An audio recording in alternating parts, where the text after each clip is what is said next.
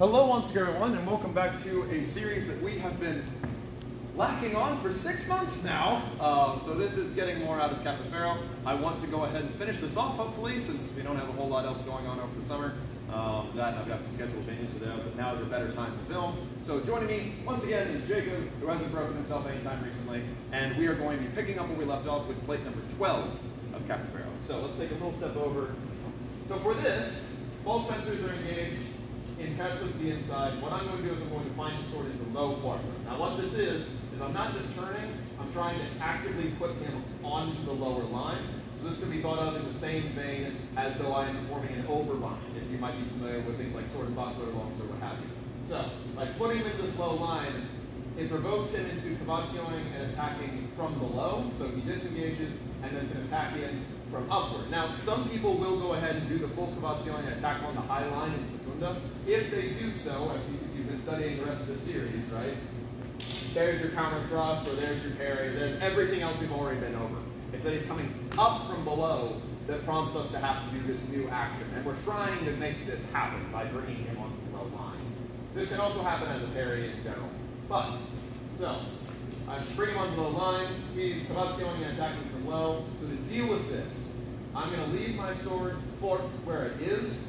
I am going to lift my tip slightly as I pass forward, reinforcing my own sword by putting my hand either onto my hilt, slightly onto my blade, or when I get here I can put it onto his blade, but I find it's best to just go ahead and put it double up on the hilt, because I want to bind in against his action. My step takes me out of the way, and I go right to his throat. Now, as a necessary part of this, and we'll see it when we get to the counter, I do have to be pushing my sword decidedly over here and to the right. I can't go pure center line, or I won't get clear in time. So here it's again slow, and then we'll do a couple of regular speeds. So I find here, in. Now here's one a little more regularly. And that time my tip went a little high because I rushed my hand motion. The more you make this simultaneous, the better. So let me explain what I mean by simultaneous a little better. Find, hand, then foot, so that way my tip pretty much stays in the same place as I turn over. That pretty much always guides it up to his throat, which is exactly what we see in the image. I don't really see the need to show this from the other side, so we'll go ahead and jump on to the next bit, but we will switch sides to this. So, the next action is to escape from this. I am now taking Jacob's role. I am going to feint by cavazione, as we know. I keep my body withdrawn, and with all of our counter actions, this promotes him to have to fire 100%. He can't half-ass this. He has to go if he wants to not get hit. So, he finds me on the low line. I feint, he fires. Now to escape from this, I have two options. The first is dealing with the fact that he has to put his sword over into my now left side. So for reference, his hilt is directly lined up with my left hip bone. His tip is coming up to center. His arms are actually off of his body. That's the only way he's going to get clear of this, because if he's any more centered than that, my tip is still on line. He may still get me, but I will get him because I am coming up. So, with him going into the side, all I really need to do is be absent. And because I cut my body back, it's not terribly hard for me to go from the side. Now what I'm going to do is I'm going to do a cavazione above the blade, only halfway, so I'm not trying to come all the way up to the Madrito line, I'm instead going to cut a reverso, so I'm just going to go up and turn my edge, going towards secunda, and at the same time I'm going to do a body void, which will just be a simple traversing step over to my right. You could also use something like an incortata to achieve the same thing, since he is going that way. I like to go ahead and fully step with the cut, because it does make it strike a little more powerfully. But here's that slowly. He finds my sword on the low line. I feint over. There's my cut across his face as he is going into empty space. Once again, slowly. He finds my sword, feints, over, cut. And because I have all that room, I can even go ahead and do this from the elbow if I am worried about him catching my sword. Because I'm voiding out of the way, I'm totally safe. One irregular. Nice and straightforward. Really the only thing you gotta look out for is because he's passing into it, you do need to pull your shot a little bit if you want to remain friends. So there, for example, I cut and let my elbow relax in the middle. But it'll be 6 1/2 dozen. It should be noted that from his perspective, he can also parry this shot. We'll kind of get back to that again in a second. But that's bonus. My second option And the option step better if, for example, maybe you are playing, for example, I was just at Surfo, I can't cut, despite what I did, right? I can't cut, so I have to do a thrust. My option is I'm going to kind of meet him in his own game. He's going essentially to half sword, so will I. So, he finds me on the low line, I feint by Cavazione. As he attacks in, I'm going to parry by bringing my sword back, and this can be in either terza or secunda. Now from here, I don't get the immediate same reinforcement as him. Now without passing backward, you may have seen a motion like this, but that'll take me out of range. So instead I will let my arm withdraw. I'll now step over that vine to grab my own blade.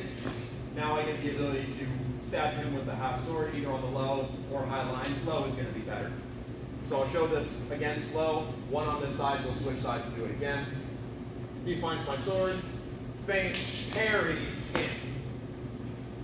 Now one regular, then we'll switch. And it works out pretty well. Let's change sides. There. Regular speed. And you can really milk this because he has to reinforce, so he doesn't get the ability to cavazione or cut or anything like that. So you've got a lot of time to make this parry. As long as you're willing to step forward and not backwards, you're free and clear. Now, I did mention that he can parry the cut. We don't need to worry about parrying the thrust because again, if someone does step up to you half sword style, your best time to go forward is when they are about to bring their left arm up. You can move out to the same and fight your way out of there, or you can go ahead and grab their arm as it comes forward. Bunch of options there, too much for this.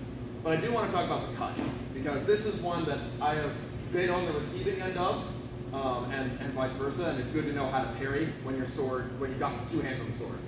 So, and again, this is bonus, we're past the plate now. A little more over, come on. Okay. So, I find his sword on the low line, he feints by cavazione, lower. There we go, right? I start stepping forward, he avoids by going over my blade and cutting a reverso. So what I need to do here is the big mistake people make is that they try to catch you flat or they try to release. Your best bet is to go ahead and keep stepping forward. Your left leg is already going forward. Use this as a pivot to get a bit of a stronger parry. Just make sure that you're catching it over your head, not trying to block it out that way. He's cutting relatively to the top of my head / my face. If I catch it relatively sheer in sort of a prima reinforced, you'll get a nice parry, and then from there you may simply step out and perform a mentrito of your own.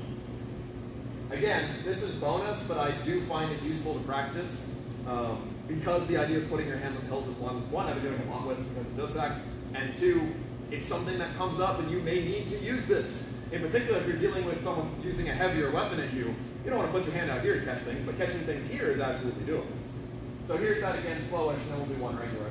So I find a sword, he feints by cavazione, I go in, here, mentrito. One regular.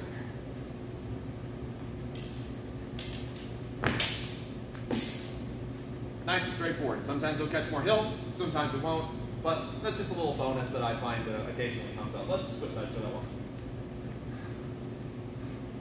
And it's good for you to do this in particular, like, Capoferro's plays are tight, they're final, they're very good, but it's good to ask, okay, but what would I do, just in case, you know, once you've got everything down.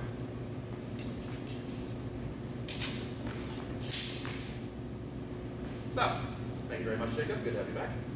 And thank you all very much for watching. So, next week, hopefully we'll be able to keep the same schedule. We will go plate 13 and just keep rattling on through. Again, we're only really planning to do the sword alone section. I might tackle sword and dagger in the future, but mostly just focusing on sword alone. So stick around and I hope you enjoy. Otherwise though, thank you very, very much for watching. We'll go over some other techniques another time.